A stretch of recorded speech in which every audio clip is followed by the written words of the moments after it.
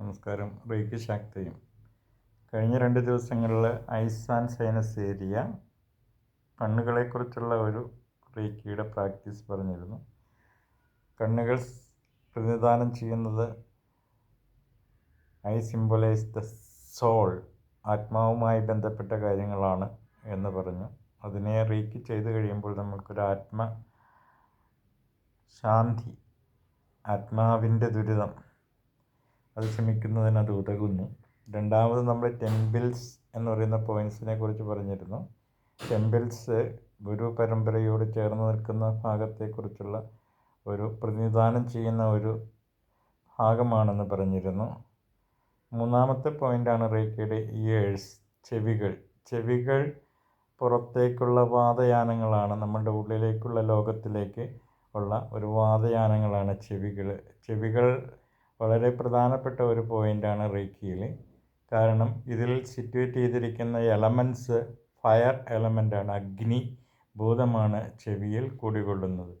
അപ്പോൾ അത് വളരെ സൂക്ഷ്മമായിട്ട് നമ്മൾ റേക്കിയെ അതിൽ അഡോപ്റ്റ് ചെയ്ത് കഴിയുമ്പോൾ ഒരു ശരീരത്തിൻ്റെ എൻ്റയർ ബോഡിയിൽ ഹീലിംഗ് സംഭവിക്കുന്ന ഒരു പ്രക്രിയ ചെവിയിൽ കൈവയ്ക്കുമ്പോൾ സംഭവിക്കുന്നുണ്ട്. കാരണം 2 ചെവികളിലും നമ്മളുടെ എല്ലാ അതായത് എല്ലാ നാഡികളും പ്രഷർ പോയിൻറ്റ്സ് കാലിലും കയ്യിലും ഉള്ളതുപോലെ തന്നെ നമ്മളുടെ ചെവിയിലും ഈ പോയിൻറ്റ്സ് ഉണ്ട്. മർമ്മകേന്ദ്രങ്ങളാണ് ചെവിയുടെ ഓരോ ഇഞ്ച് ബൈ ഇഞ്ച്. തന്നെയുമല്ല, ഇത് 2 ഭാഗങ്ങളാണ്. 2 ചെവികളുണ്ട് നമുക്ക് പുറം ലോകത്തേക്ക് തുറന്നിരിക്കുന്നത്. ഈ 2 ചെവികളിൽ ഇടത് ഭാഗത്തെ ചെവികൾ നമ്മളെ ഫീമെയിൽ ആസ്പെക്റ്റ് ഓഫ് ക്യാരക്ടറിൻ്റെ ഇതും സംബന്ധമായിട്ടുള്ള മെറ്റേണൽ ആയിട്ടുള്ള എൻ്റയർ ലൈഫ് സ്പാൻസ് ഈ ചെവിയിലാണ് നിലകൊള്ളുന്നത്. അതുപോലെ തന്നെ റൈറ്റ് ഇയർ എന്ന് പറയുന്നത് നമ്മളുടെ പെറ്റേണൽ പിതൃ പരമ്പര പ്രതിനിധാനം ചെയ്യുന്ന ഒരു ഭാഗമാണ് റൈറ്റ് ഇയേഴ്സ്. അങ്ങനെ നോക്കിക്കഴിഞ്ഞിട്ടുണ്ടെങ്കിൽ 2 പ്രകൃതികൾ, മെയിൽ ആൻഡ് ഫീമെയിൽ, നമ്മളുടെ ഫാദർ സൈഡും മദർ സൈഡും, പെറ്റേണൽ ആൻഡ് മെറ്റേണൽ കുടികൊള്ളുന്ന ഒരു പ്രധാനപ്പെട്ട കേന്ദ്രമാണ് 2 ചെവികൾ. അപ്പോൾ ഈ 2 ചെവികൾക്ക് റേക്കി കൊടുത്തു കഴിയുമ്പോൾ 2 സ്ഥലങ്ങളിലേക്കായിട്ടാണ് നമ്മൾ ശുദ്ധീകരിക്കപ്പെടുന്നത്. ഒന്ന് നമ്മളുടെ പെറ്റേണൽ ആയിട്ടുള്ളതും ഒന്ന് നമ്മുടെ മെറ്റേണൽ ആയിട്ടുള്ളതും. അപ്പോൾ നാം ജനിക്കുന്നതിന് മുമ്പ് തന്നെ നമ്മൾ 2 ഭാഗങ്ങളിലായിട്ടാണ് നമ്മളുടെ ഊർജം മൊത്തത്തിലായിട്ട് നിലകൊണ്ടിരുന്നത്.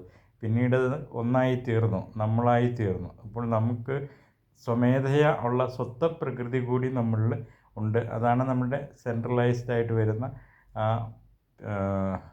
സുഷുമ്നാ നാഡിയിലെ ആധാരചക്രങ്ങളും അതുപോലെ അതുമായി ബന്ധപ്പെട്ട സൂക്ഷ്മ ശരീരവും കാരണശരീരവും എന്ന് വേണമെങ്കിൽ പറയാം.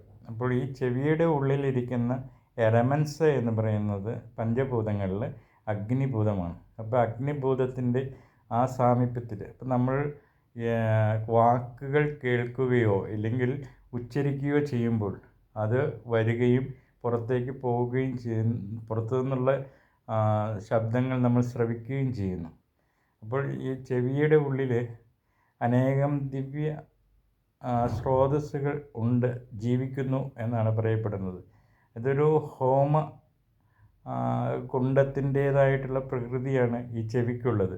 ഈ വന്നു വീഴുന്ന വാക്കുകളെല്ലാം തന്നെ ഹോമത്തിൽ അർപ്പിക്കപ്പെടുന്ന ഹവിസായിട്ടാണ്. അതിൽ നിന്നും ഉത്ഭവിക്കുന്ന പ്രസാദം അത് ഭുജിക്കുന്നത് ദേവചൈതന്യങ്ങളാണെന്നാണ് പറയുന്നത്. അപ്പം നല്ല വാക്കുകൾ നമ്മളുടെ ചെവിയിലേക്ക് വന്ന് വീണ് കഴിഞ്ഞാൽ മാത്രമാണ് നമുക്ക് നല്ലൊരു ജീവിത സാഹചര്യം ഉണ്ടാവുകയുള്ളൂ. കാരണം ആസ്വരീകമായിട്ടുള്ള വാക്കുകളോ നെഗറ്റീവ് വേർഡ്സോ നിരന്തരമായിട്ടുള്ള നെഗറ്റീവ് കമൻസോ നമ്മളുടെ ചെവിയിലേക്ക് വന്ന് വീണുകൊണ്ടിരുന്നു കഴിഞ്ഞാൽ നമ്മൾ എപ്പോഴും പരാജയപ്പെട്ടു പോകും. കാരണം ഇത് ഭുജിച്ചിട്ട് ജന്മം കൊള്ളുന്ന എൻറ്റിറ്റീസ്, നമ്മളുടെ ബോഡിയുമായിട്ട് ചേർന്ന് നിൽക്കുന്ന എൻറ്റിറ്റീസ് നെഗറ്റീവായിട്ടുള്ള ആസുര സ്വഭാവമുള്ളതായിരിക്കും. അതുകൊണ്ടാണ് നല്ല വാക്ക് ഓതുവാൻ ത്രാണിയുണ്ടാകണം എന്ന് കവി പാടിയതുപോലെ നമ്മളുടെ ചെവികൾ വളരെ പ്രധാനപ്പെട്ടതാണ്.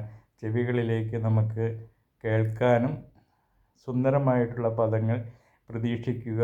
നല്ല സാഹചര്യങ്ങളെ ഉള്ള സ്ഥലത്ത് നിന്നുള്ള ശ്രവണം, ശ്രുതി സുന്ദരമായിട്ടുള്ള ശ്രവണം അത് സാധ്യമായി കിട്ടുക എന്നുള്ളതൊരു മഹാഭാഗ്യം തന്നെയാണ്. ഇപ്പോൾ റെയ്ക്കി നമ്മൾ ഈ ചെവിയിൽ ചെയ്ത് കഴിയുമ്പോൾ നമ്മളുടെ ചെവിയുടെ ഉള്ളിൽ വസിക്കുന്ന ആ ഒരു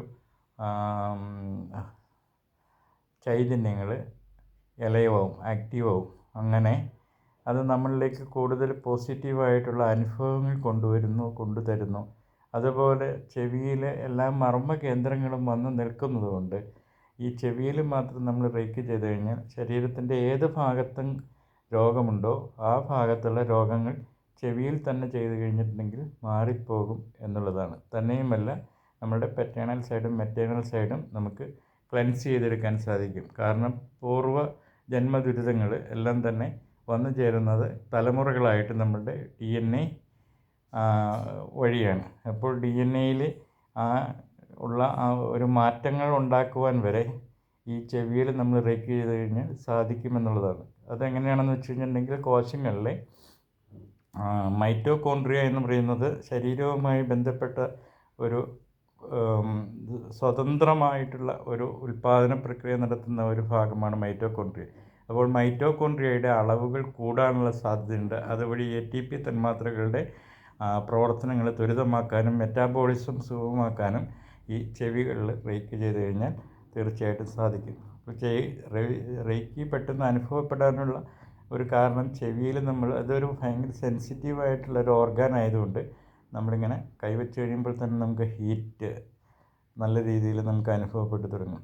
അപ്പോൾ അതുപോലെ തന്നെ റെയ്ക്കിയുടെ സിംബലുകൾ നമ്മൾ ചെവിയിൽ തന്നെ മന്ത്രിച്ചുകൊണ്ട് ചാൻറ്റ് ചെയ്തുകൊണ്ട് നമ്മൾ റെയ്ക്കി ചെയ്യുക. Thank for watching with love light of റെയ്ക്കി.